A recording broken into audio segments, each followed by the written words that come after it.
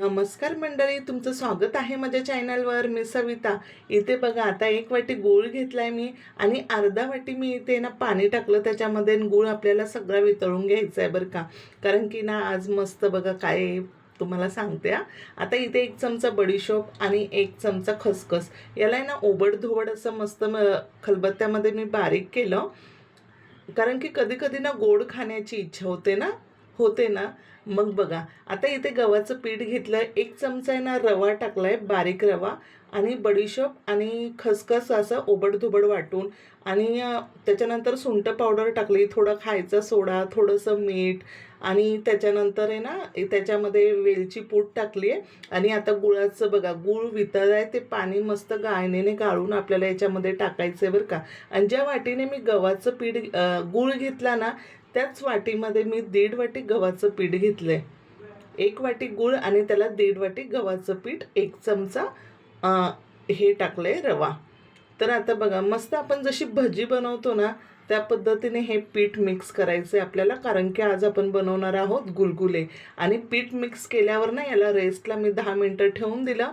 आणि इथे आपलं पीठ ना जवळजवळ छान मस्त मुरलं आहे. मग त्याच्यानंतर आपल्याला आहे ना लगेच त्याच्यामध्ये ना छोटे छोटे भजी, म्हणजे गव्हाच्या पिठाची गोड भजी, याला गुलगुले पण म्हणतात.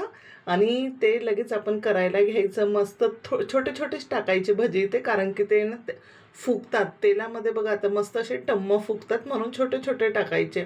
आणि छान आलटीपलटी केले आणि मीडियम आचेवरच याला जरा चांगलं तळून घ्यायचं, कारण की आतून ना छान असे जाळीदार होतात आणि वरतून एकदम असे क्रिस्पी होतात, खायला एवढे छान ना.